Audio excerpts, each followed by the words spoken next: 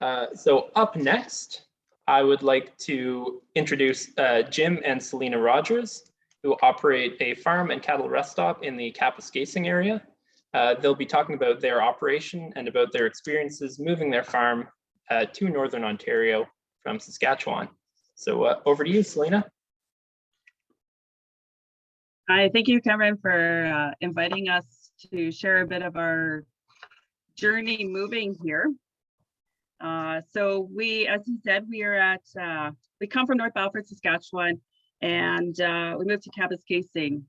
If you're not 100% sure where that is, we're approximately 350 kilometers south of Moose Factory or 500 kilometers northeast of North Bay on Highway 11. So just before Christmas, I got an email from Cameron asking if we would speak at this conference. And so I read the email to Jim, and he's like, sure, why not? We can do that. And I thought, oh boy, I could think of a reason not to, because he might not be here. As you can see, I'm the only one here. On the program, it had Jim and Seth, our youngest son, listed. So Jim actually just a few moments ago got back from Saskatchewan bringing some equipment, and Seth is 3 cattle truck, one that showed up just a half hour ago, and he's got a couple more coming. So he's busy attending to that. So enough of my babbling here. I'll try and get into it. A question that we often get asked, and what I'll talk about, is how did the Rogers end up at Kapuskasing?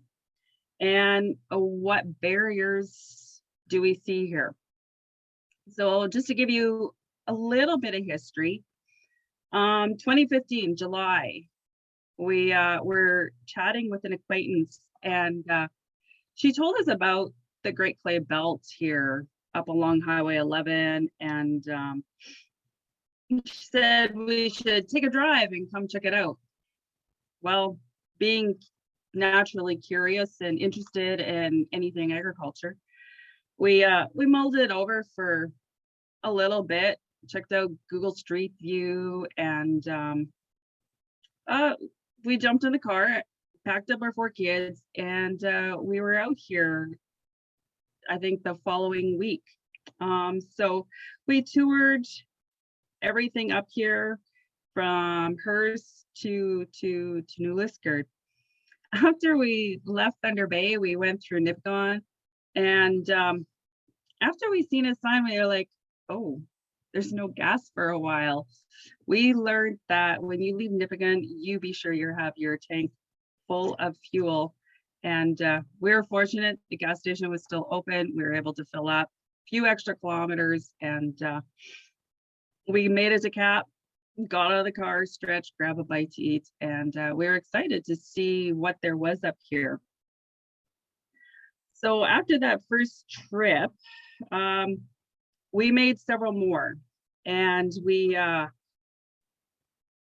come out in the fall, the end of August, September, long weekend, just to see how harvest was progressing. We've seen how the crops had grown through the summer, and we seen how they were, the farmers that we met.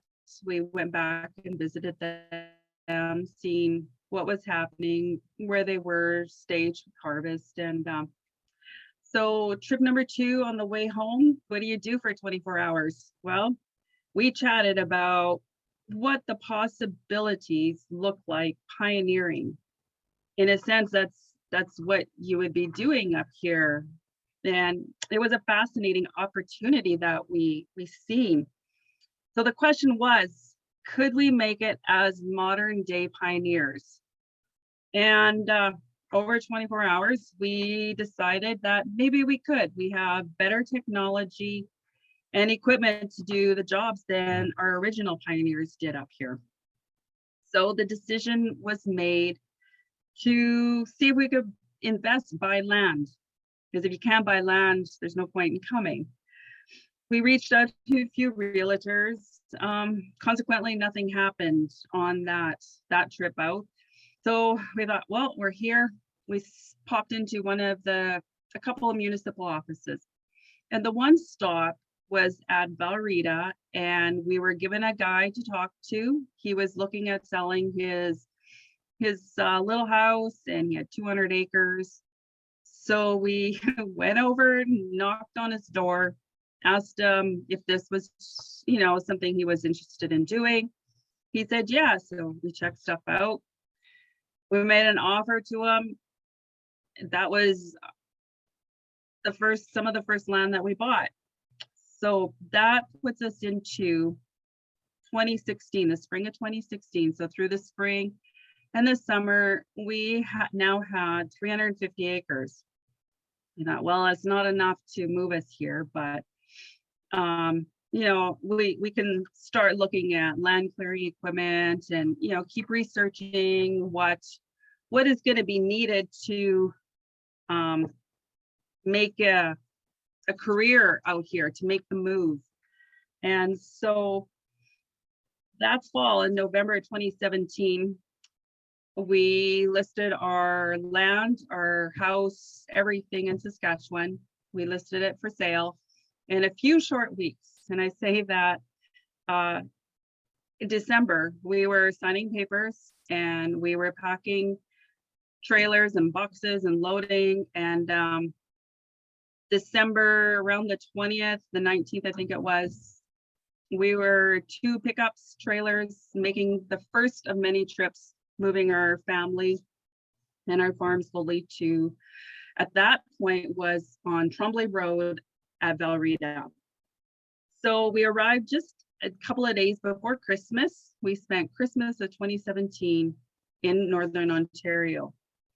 All we had was a little house, about 350 acres, and a hangar at the airport in which we used as our shop. Now the big work come to find more land and establish a viable farm that was self-sustaining, and that would be something that would be big enough our kids could take over and continue to grow, where they could have their own families and create a multi-generational farm that is not a 10-year plan, but rather 100 years and longer plan is what we come here with. So we are now in Ontario. We're on Tremblay Road, and the locals looked at us kind of like we might be crazy.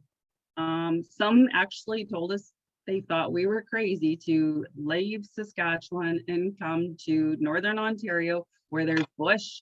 And a few said they were skeptical. They said, what makes you think you can do this? Our grandparents couldn't do it. So we humbly but confidently, we said we have determination, we have technology, and tile needs to go in the ground. We have so many more tools in our toolbox than they did 3-4 generations ago.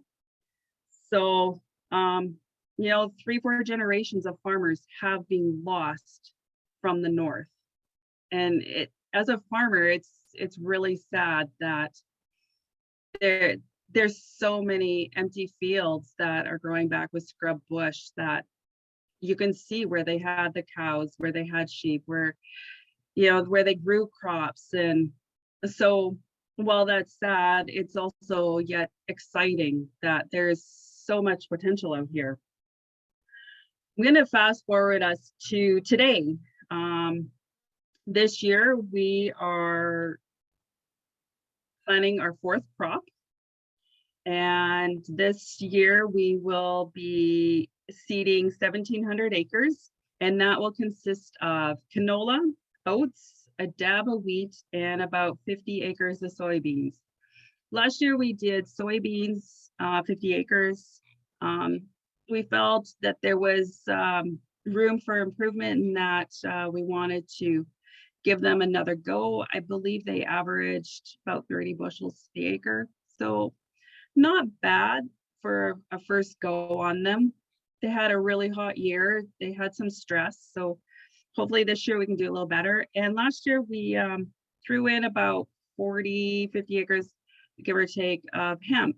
Turned out not too bad, but we thought we'd leave hemp for another time and just focus on the crops that we know and trying the soybeans. You know, thinking back to January 2018, we had 350 acres. We might have been crazy, but at that point, like, we had no infrastructure. We didn't have a lot of land to actually, we didn't have enough land to make this continue our career this way. And at that point in 2018, we had to make the decision to continue farming in Saskatchewan and continue going forward and this clearing land and tiling and mulching and working the ground to prepare it so it would be able to grow a crop in 2019. There was a lot of challenges, a lot of traveling. All of us, 6 in our family, we buckled down, and I'm happy we are still here today. So while we were faced with all those challenges, then this opportunity of the old research farm, demonstration farm, was being talked about. The tenant had left, and we had a crop to seed in the spring. So when we come back, they figured out what the town was doing. So we put our offer in, and we moved to this 12 Ballantyne Road and started cleaning, and quickly made adjustment to our tiling plan to tile acres here at the farm, rather than stick to our original plan that tiling just newly cleared land. So with doing that was a decision that had to be made. It wasn't something that we could wait for someone to say, yes, it's okay, go ahead, make the changes for tiling for the program. We dealt with the consequences after, and through negotiation, and Joel with his office straight across the highway, he could see what was happening here. I am, little plug, thank you for NOFIA and OHSC for the tiling program and for approving that change, because that land is seeing its 4th crop this year, and tiling that land allowed us to generate income sooner, produce a better crop in that first year, which was very, very crucial.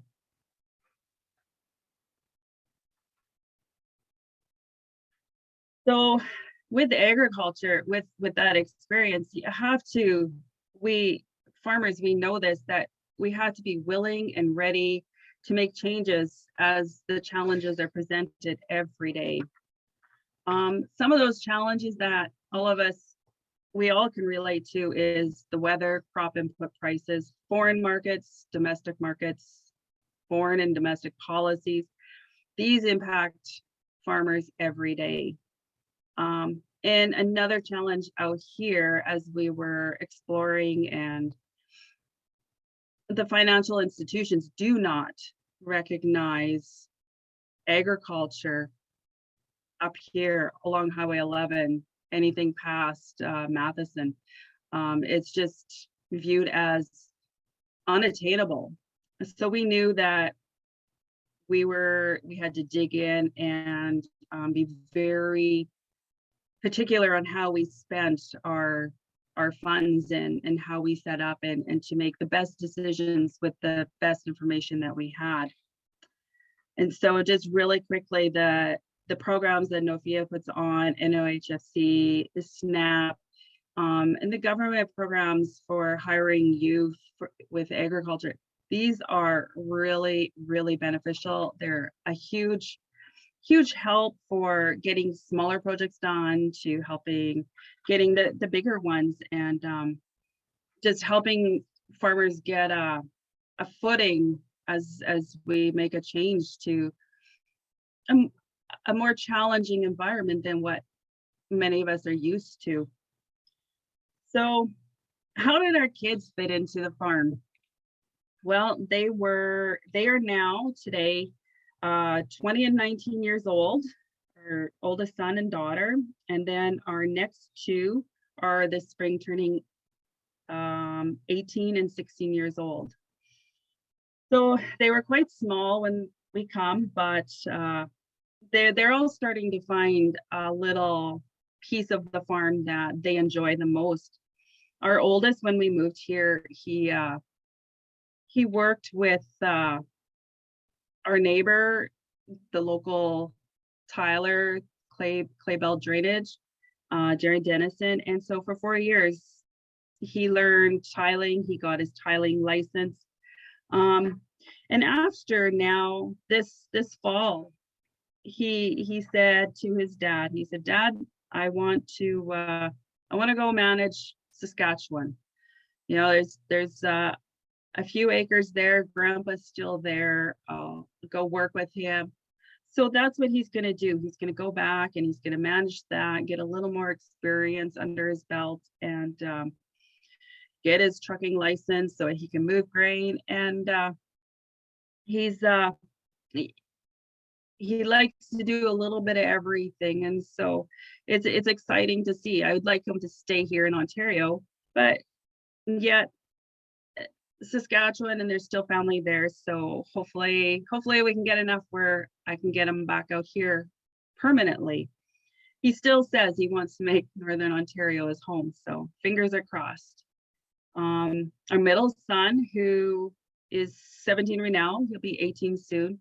A couple of years ago, he bought his first piece of land, 100 acres. He cleared it last year, mulched it, sold his wood. He sat here the other week and he's like, "Mom, I need to do that tiling program that you do." And I said, "Okay." I said, "How do you want to do this?" And he's like, he made the decision. He's like, "Well, I'm a farmer. I need that number thing so I can apply and get some of my land tiled so I can start growing crops on it. So I need to help him with that and get that done." So at 17, I see his passion for agriculture. It's really developing. Now, to our youngest son, he's 15, going to be 16 in the spring. The SNAP program, when COVID all hit, we were working towards the feed and water station, you know, converting a barn that was here on site. And there was requests, and with the regulations that are coming in, I believe around the 20th here of this month, the shorter time duration that livestock is to be on without feeder waters. So, you know, we start working towards that. And so he has a love for animals, and he didn't grow up with any cattle or anything, but he goes in with them and learned very quickly how to give needles, how to milk the cow, just by talking to his dad on the phone, you know, just the little things that you have to do. He's really taken to it. And so the SNAP program helped buy a sawmill. And if you want to check out his page, it's on Facebook. It's Feed and Water Kaumutala. And you can see some of the pictures that the pens there. His dad showed him how to saw and help him with some guidance. You see him just walking behind me there. That's Seth. And he made the pens, and the program also helped him with getting a small baler so that he could have square bales for the truckers to easily handle and put into their trailers. So there's been spurts of busyness for it. He's still a young guy learning, and but with the slowness, he made the decision that he wanted his own cows. So he hasn't quite got 20 cattle. He's got a couple bulls. There's a few calves in there. So he's looking at expanding his herd and just utilizing the resources around here. So everything that went into helping make the cow motel is also being utilized as he grows this herd of his. And while he looks after cows, me and Jim put in some sheep for him to look after us for us. So he's keeping busy with the barn. And our fourth child is our daughter.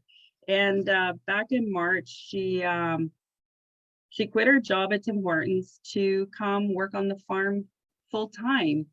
And at the time, we decided to just see how big we could grow a market garden and see if the community would embrace it. And they did. 2020 was only 5-6 acres garden, and it was very well received. So last year, we actually worked with the town and designed a corn maze with them to celebrate the town's 100th. And with that, she's planning the third year to do the garden, and making plans for the corn maze and the expansion of last year she added strawberries and raspberries and apple trees and a pear tree. So, you know, over time she's thinking long term, and it's exciting to see all 4 of our kids take an interest in what we do, and that maybe we'll be able to have another generation of farmers around here. So before I go into my last little bit here, I just want to say thank you for the SNAP program and what the kids were able to do, and just to make what they're doing here on the farm just easier and better.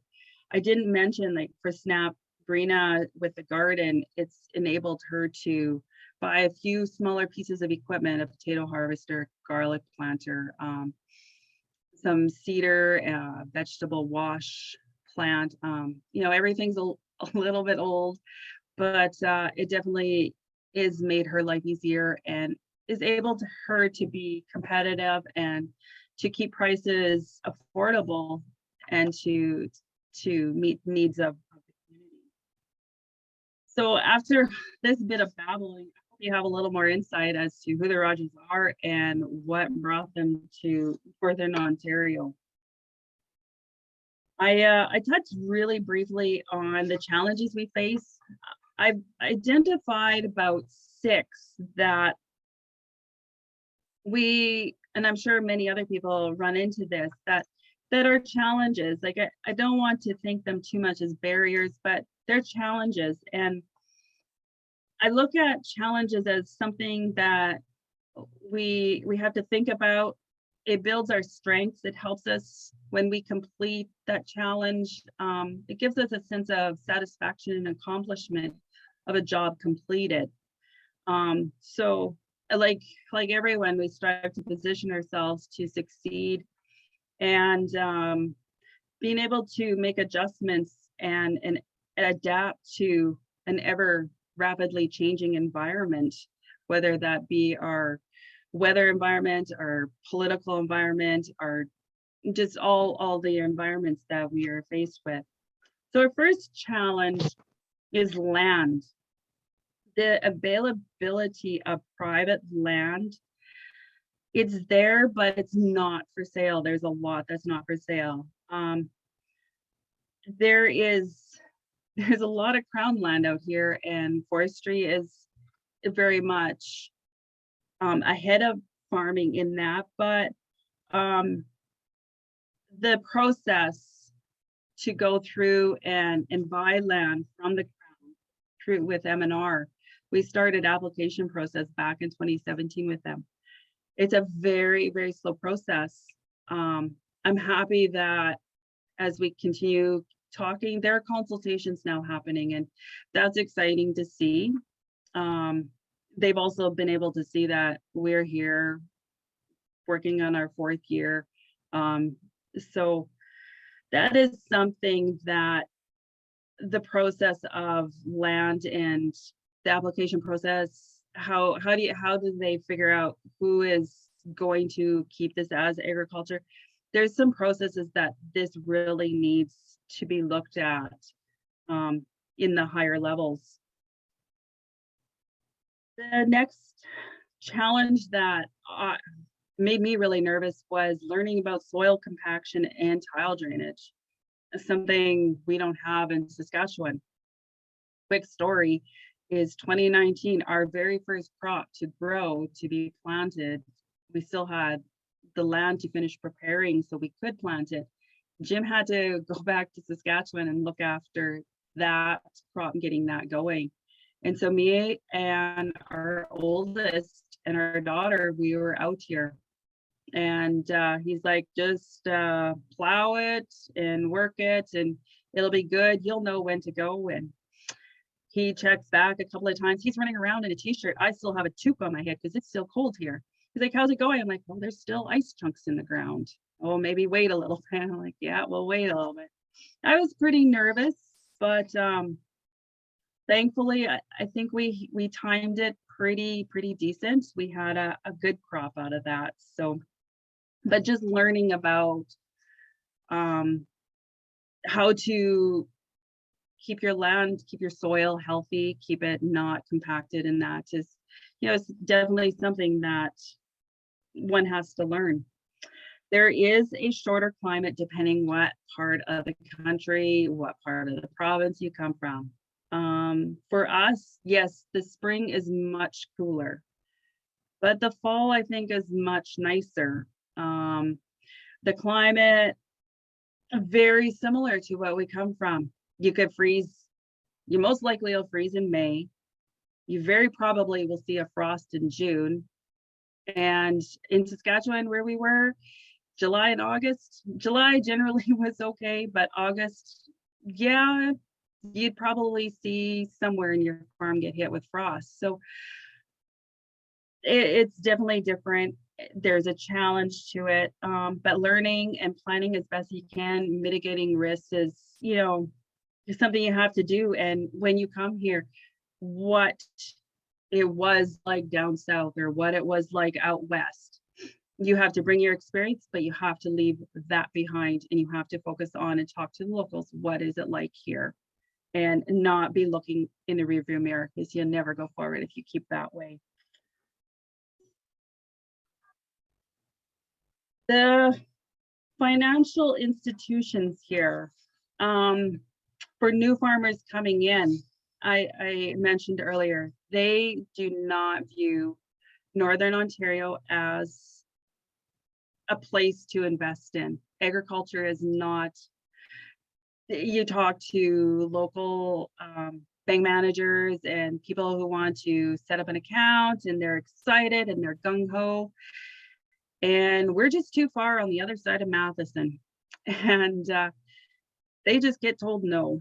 And so they tell us no. And so we really had to look at how we're going to do this. And it's not all bad that they said no, because we've come out of this with less debt. Definitely a lot more work, a lot more juggling, just to make it happen. But if you're going to come here, farmers need to just think that and be prepared that they're not going to have that financial assistance that lending institutions could give them. And another one, I know I wasn't able to hear all of Sarah's talk. I had a few other appointments going on, but infrastructure is absolutely, it's missing here. But the only way to increase infrastructure, to bring elevators or that, you know, it takes planning, but it takes developing the industry and developing it all the way along Highway 11. And I think it's doable. We can grow it here. So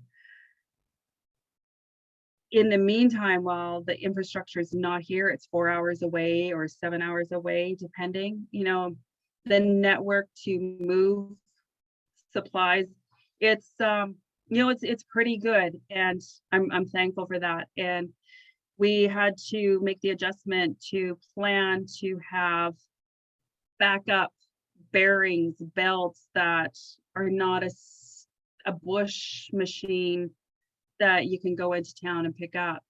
So there's been a little bit of adjustment, but it's definitely doable. It just takes a little more thinking. And because agriculture is not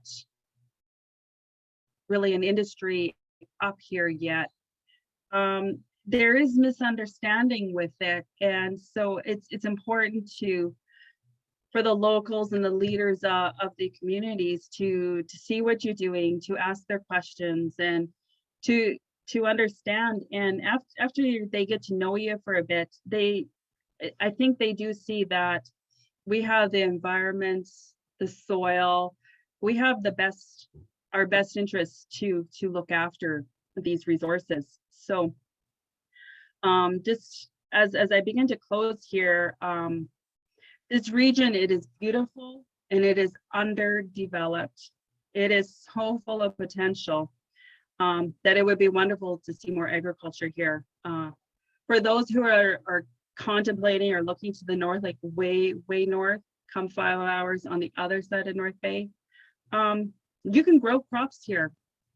There's way more to do than livestock.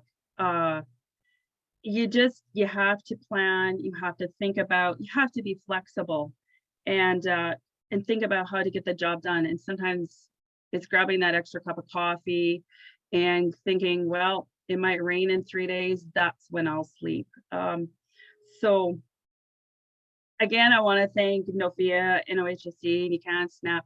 You guys are, those are great programs that you guys have. And I hope that you're able to continue putting them together and keeping them. Tile drainage is huge up here. There's a massive investment that goes into the ground that you see nothing until you start growing that crop. So one last thought I'd like to leave you guys with is to have farmers succeed in the north needs people with a pioneering spirit to come here. And I think this will help agriculture grow here in the north. So if anybody has questions, I do have Jim nearby. He looks a little rough, but we can answer any questions if there's time. Thanks, Selina. That was great. We do have a couple of questions here. Do you find the soil type different than what you had in Saskatchewan? Is tile drainage a common practice in Saskatchewan? This is a series of questions. I guess we'll start with that one then. Do you find the soil type different than what you had in Saskatchewan? Yeah, there's more organic matter. It is lacking, I believe it's potash, potassium. The sulfurs, like you need that to get the crops growing. It's more abundant out west. We found we need less nitrogen. So the soil type, when it's wet, it's definitely more sticky. Our mud didn't stick the same. So yeah, that part, there is some differences. And I'm sorry, what was the other question? The second one, is tile drainage a common practice in Saskatchewan? No way. No. It rains, it might rain 3 inches. It'll drain off and you'll be back working in the field in the next day or two. So here, if it rains that much without tile drainage, you're not going in there for, you guys know, like a long time. Interesting.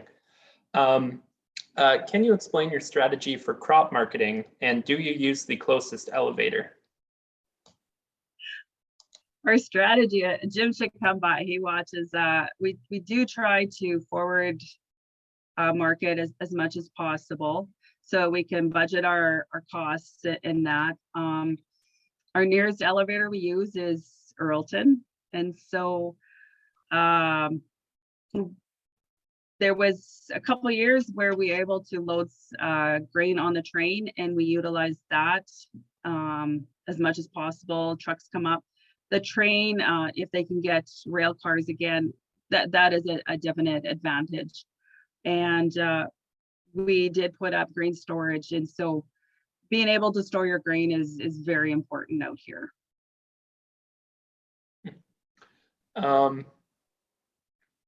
And so how would you compare that to how you marketed crops in Saskatchewan? Probably very similar. Mhm. You know, we took the approach to do our best to know our break-even points, and just we're very proactive, and we maintain that approach out here as well. So I think you said that you have something 1,700 acres now, something around there. So could you give us sort of a rough idea of how much of that was workable when you bought it versus how much was, how much you had to clear and how much was sort of scrubby? Or Okay, I'm looking at Jim, he's sitting across there. So our first 350 acres was all bush. Mhm. Half of it we cleared, and the other half was essentially the research farm here that we purchased. So this was a major boost in just helping us get our feet under us and being able to grow the crops. So half of that we had to clear before it grew anything. For the benefit of the Collège Boreal students listening online, do you invest in crop insurance? Yes, we do. Last year we didn't need it. The year before there was heat stress in the canola, and the yield was down. So yeah, it's something that we evaluate year to year. But it is a good thing to have. And then, so the last question here is perhaps not in your wheelhouse, but it's sort of a speculation that would the construction of an elevator in Moosonee be beneficial to access markets? And I would imagine it would probably be easier to go south than north, but I'm no expert in grain logistics. I think we're going to agree with you on that one. Yeah. It's an interesting question, though, and perhaps, something to think about in the future. Yeah, absolutely. And speaking of the future, what are your plans? Do you have any big plans for land clearing or acquiring more acreage? We do have application in with M&R, and working through that process. We've asked for 6 lots, so we're hoping that we're going to need some more land to clear. The boys are going to be going out to clear a lot, I believe it is here, so that it can be ready for tiling. And we're hoping to have like that 300 to 400 acres ready for tile drainage to be done for the summertime. So we're always trying to have that little bit, bringing in new crop, and just keep cycling it as the crop that we grow can sustain the new expenses. Awesome. Well, thank you, Selina. It's been great. Really interesting hearing about your operation up there and your experiences coming from Saskatchewan. So I'd like to thank you for joining us. Oh, thank you for having me. Yeah. And I would also like to thank Sarah Epp for joining us this afternoon. And now we will be taking a break, and we will be back for our next session at 3 p.m. So thank you all for joining us this afternoon, and we hope to see you back at 3.